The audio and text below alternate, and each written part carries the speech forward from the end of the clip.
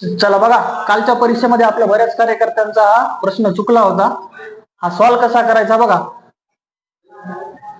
हे पहिले जे दोन संख्या आहेत यांचा करायचा गुणाकार. 3 गुणिले 2 झाले 6 आणि याचा वर्ग करायचा. किती झाला? 6चा वर्ग 36. त्याच्यानंतर दुसऱ्या ज्या दोन संख्या आहेत 2 आणि 1 यांची करायची बेरीज.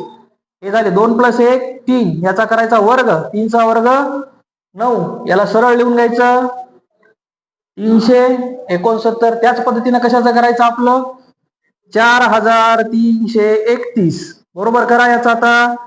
4 गुणिले 3 किती झाले 12 आणि या 12चा वर्ग 144. त्याच्यानंतर 3 अधिक 1 किती झाले 4. या 4चा वर्ग झाला 16.